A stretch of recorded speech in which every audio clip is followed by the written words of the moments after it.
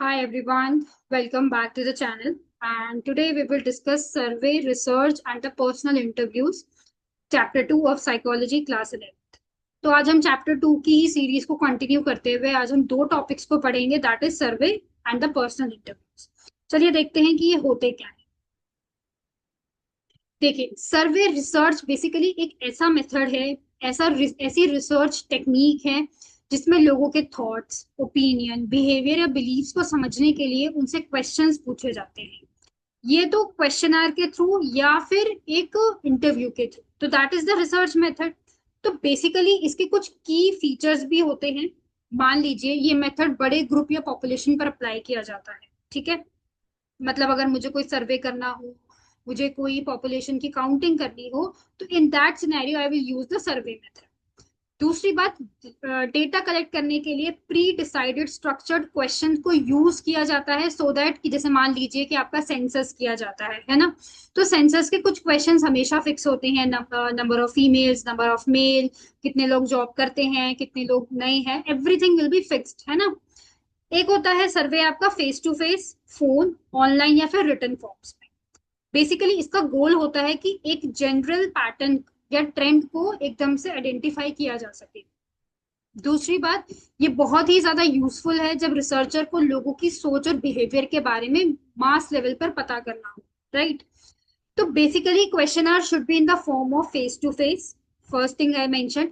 Second thing, it will be open ended, मतलब या तो ये ओपन एंडेड होंगे या फिर ये क्लोज एंडेड होंगे। Open ended questions are those questions which will be subjective, okay. और क्लोज एंडेड होंगी जैसे कि एमसीक्यू टाइप्स, वो आपसे पूछेंगे मेल है वो फीमेल हो तो उस पे टिक किया, ठीक है। बेसिकली ऐसे क्वेश्चन जिसमें आप हाँ या ना में जवाब दे सको, ठीक है। दूसरी बात, इसमें आप लार्ज सैंपल साइज को क्लिक करते हो, जैसे कि जो भी सर्वेज होंगे वो इंडिविजुअल या बहुत ही ब्रॉड कंफ्यूजन के लिए इस्तेमाल किया जाएगा, मतलब जहां पे पॉपुलेशन ज्यादा, जहां पे डेटा ज्यादा हो। Second thing is that quantitative, मतलब डेटा को यूजुअली हम न्यूमेरिकल फॉर्म में या फिर स्टैटिस्टिकल एनालिसिस के फॉर्म में ही कलेक्ट करते हैं। सेकेंड थिंग इज दैट अगर आपको इसको रियल लाइफ में इस्तेमाल करना है तो ये आपके एटीट्यूड, पब्लिक ओपिनियन, प्रेफरेंसेस एकदम रियल वर्ल्ड में मतलब अप्लाई करके आप इसे यूज कर सकते हैं। सो बेसिकली अगर किसी का इंटरव्यू लेना हो as per the perspective, you can do that. अगर एक साइकोलॉजिस्ट ये जानना चाहता है कि भाई दिल्ली के स्कूल स्टूडेंट, मतलब बेसिकली दिल्ली के स्कूल स्टूडेंट एग्जाम स्ट्रेस कैसे हैंडल करते हैं, है ना, जो स्कूल स्टूडेंट्स हैं वो कैसे एग्जाम को मतलब उनके स्ट्रेस को हैंडल करते हैं, तो वो 500 स्टूडेंट से एक स्ट्रक्चर्ड क्वेश्चनर के जरिए एक सर्वे करेगा, जिसमें उस सर्वे में वो सारी चीजें मेंशन हो सकती है ना। दूसरी बात, इसके कुछ एडवांटेजेस हैं और कुछ इसके डिसएडवांटेजेस भी हैं, जैसे कि can gather lots of information quickly, आपको बहुत सारी इंफॉर्मेशन एक साथ मिल सकती है। दूसरा, ये बिल्कुल कॉस्ट इफेक्टिव है लार्ज ग्रुप्स के लिए, अगर आपको बहुत सारे लोगों का डेटा कलेक्ट करना है। It can be use to study that can not be observe directly, मतलब आप उन चीजों को भी इसमें स्टडी कर सकते हो जिसमें आप डायरेक्टली उन चीजों को ऑब्जर्व ना कर पाओ, जैसे कि आपके बिलीफ क्या है, आपके थॉट्स क्या है। दूसरी बात, there are some limitations, maybe जो आप जिनके साथ आप बात कर रहे हो, आप जिनसे क्वेश्चंस पूछ रहे हो, maybe they are not truthful, वो आपको सही जवाब ना दे रहे हो, क्या पता वो आपसे झूठ बोल रहे हैं, है ना। क्या पता लोग ही इंटरेस्टेड ना हो उस क्वेश्चन का जवाब देने के लिए। दूसरी बात, quality depends on how well the questions are framed, आपके क्वेश्चन की फ्रेमिंग पे डिपेंड करता है कि सामने वाला कितना इंटरेस्टेड है इन क्वेश्चंस का जवाब देने के लिए। अगर आपकी क्वेश्चन की फ्रेमिंग सही नहीं होगी, there is a might chance कि सामने वाला आप में इंटरेस्ट ना ले, आपके क्वेश्चंस में इंटरेस्ट ना ले। Third thing is that no response और carelessness response can be effect accuracy, basically accuracy पे डिपेंड करता है ये। मान लीजिए हो सकता है कि कोई रिस्पॉन्स देना चाहता है या किसी ने ऐसे ही बस आपकी हाँ में हाँ मिला दी, है ना। तो might be there is a chance कि एक्यूरेसी में उतनी ज्यादा एक ट्रांसपेरेंसी ना हो, ओके।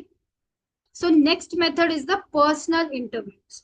हम सबको पता है पर्सनल इंटरव्यूज क्या होते हैं, और I hope you can understand the word meaning personal interviews. देखिए, पर्सनल इंटरव्यू एक ऐसा मेथड है जिसमें एक रिसर्चर और एक पार्टिसिपेंट के बीच फेस टू फेस कॉन्वर्सेशन होता है।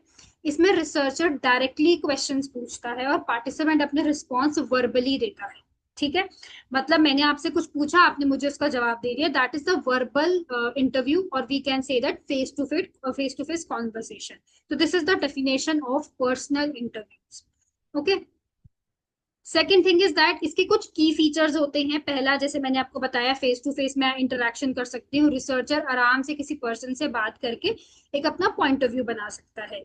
Second thing is that flexible and detailed, जो इंटरव्यूअर होगा वो फॉलो अप कर सकता है क्वेश्चंस को, क्लैरिफाई कर सकता है डाउट्स को, और वो ऑब्जर्व कर सकता है कि सामने वाले की बॉडी लैंग्वेज कैसी है। तो that is the flexible and the detailed. मतलब अगर मैं आपसे कुछ पूछ रही हूँ तो मैं आपकी बॉडी लैंग्वेज देख के बता सकती हूँ कि आप कितने कॉन्फिडेंट हो या कितने ज्यादा नर्वस।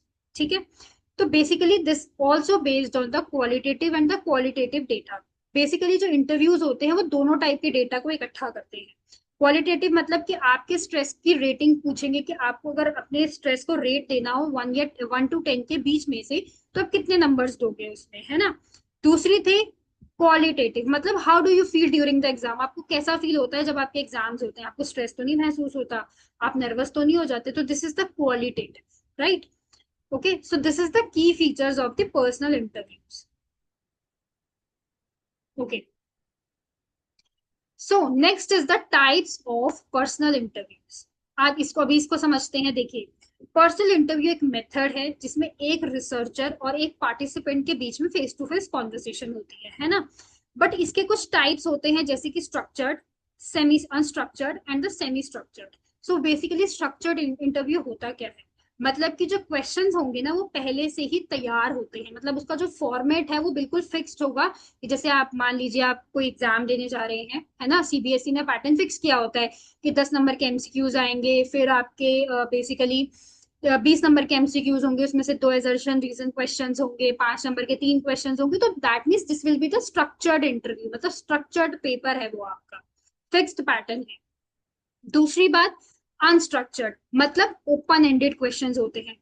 जो आपकी कॉन्वर्सेशन है ना वो फ्री फ्लोइंग होती है, मतलब उसमें से पहले कुछ भी डिसाइड नहीं होता, वो रैंडम क्वेश्चंस होते हैं। अच्छा, अब इसमें एक थर्ड टर्म है सेमी स्ट्रक्चर्ड इंटरव्यू। देखो, सेमी स्ट्रक्चर्ड इंटरव्यू वो होते हैं जिसमें स्ट्रक्चर्ड और अनस्ट्रक्चर्ड क्वेश्चंस दोनों मिले हुए होते हैं। मतलब कुछ क्वेश्चंस तो ऐसे होंगे जो ऑलरेडी फिक्स्ड होंगे, और कुछ क्वेश्चंस ऐसे होंगे जो रैंडम पिक किए गए होंगे, कि अच्छा इसको ये भी पूछ लेते हैं, या जैसे आपके पॉडकास्ट है ना, कुछ क्वेश्चंस तो ऐसे हो सकते हैं उसमें से कि जो ऑलरेडी पैटर्न फिक्स्ड है, बट कुछ क्वेश्चंस ऐसे होंगे उसमें जो सामने वाले को देख के पूछे जाते हैं। तो that is the semi structured interviews. Okay, so next is there are some advantages and the disadvantages। देखो, पहले एडवांटेज और डिसएडवांटेज समझने से पहले आप की फीचर को समझिए थोड़ा सा। जो इंटरव्यूअर की टोन, एक्सप्रेशन, बॉडी लैंग्वेज को ऑब्जर्व कर सके ना, दैट इज द मेन की फीचर ऑफ द इंटरव्यूअर। दूसरी बात, ये डिटेल और डेप्थ में डेटा यहाँ से आप निकाल सकते हो। और तीसरी बात, टाइम कंज्यूमिंग होता है लेकिन एक्यूरेट अंडरस्टैंडिंग आपको बिल्कुल मिलती है। अगर आप किसी से थोड़ी देर मिल रहे हो तो आपको एक अपना पॉइंट ऑफ व्यू बनाने में बिल्कुल भी दिक्कत नहीं होगी। तो देयर आर सम एडवांटेजेस, ये आपको डेप्थ इंफॉर्मेशन देता है, आप सामने बैठ के आप इंटरव्यूई की आप एक इमोशन को, टोन को और वर्बल क्लूज को आप जज कर सकते हो, है ना। क्वेश्चन क्लैरिफाइड इंस्टेंटली, मतलब आपकी क्वेश्चन का आपको सही जवाब उसी टाइम मिल सकता है, कि सामने वाला जवाब देने में इंटरेस्टेड है या नहीं है। दूसरी बात, there are some limitation, there is might be कि हाँ भाई वो टाइम कंज्यूमिंग है, कॉस्टली है, रिस्पॉन्स भी थोड़ा सा इन्फ्लुएंस हो सकता है, बट ये लार्ज सैंपल के लिए सुटेबल नहीं होता। अब कितने लोगों का इंटरव्यू ले पाओगे, है ना। तो इसके लिए थोड़ा सा ये टाइम टेकिंग है, और माइट भी ये बहुत ज्यादा टाइम कंज्यूमिंग होने की वजह से तो लोग इसको ज्यादा पॉपुलेशन के लिए इसे सिलेक्ट नहीं करते हैं, है ना। So this is all about the interview and the personal interview basically and the survey। तो बेसिकली इसमें आपके एक साइकोलॉजिस्ट, इसका एक एग्जांपल मैं आपको लास्ट में दे देती हूँ। मान लीजिए एक साइकोलॉजिस्ट है, एक स्टूडेंट से इंटरव्यू ले रहा है, जिसमें वो उसके चाइल्डहुड एक्सपीरियंसेस और स्ट्रेस से कोप करने के तरीके के बारे में बता रहा है। सो बेसिकली ये क्या है, एक तरीके का उसका इंटरव्यू है ये, कि अच्छा ऐसा हो सकता है तो तुम ऐसा कर लो, है ना। तो मतलब आपको सोल्यूशन देने की कोशिश कर रहा है with the help of the conversation, face to face conversation. So yeah this is all about the today's class, and in this मैंने यहाँ पे एक एग्जाम्पल भी मेंशन किया है, जैसे कि एक साइकोलॉजिस्ट है, वो अंडरस्टैंड करना चाहता है कि कैसे एक चाइल्ड फील करता है पेरेंटल सेपरेशन को, जब वो अपने अपने पेरेंट्स से सेपरेट हो जाता है, instead of just giving a question are, ना सिर्फ क्वेश्चन आर की लाइन लगा देना, बट जो साइकोलॉजिस्ट था उसने पर्सनली इंटरव्यू किया उस बच्चे के साथ ताकि वो उसके डिटेल्ड इमोशंस को समझ पाए, है ना। जब आप किसी से लॉन्ग टाइम एक कॉन्वर्सेशन करते हो तो आपको ये चीजें पता लग जाती हैं कि उसको कहाँ पे हील करने की जरूरत है। तो इस मेथड से आप किसी के इमोशनल रिस्पॉन्स को और इमोशनल ट्रॉमा को समझ सकते हैं। So yeah, this is all about the today's class. In the next class, we will continue chapter 2 और उसके हम कुछ topics को cover करेंगे और इस chapter को wrap up करेंगे. So thank you so much. Do subscribe the channel for the upcoming updates.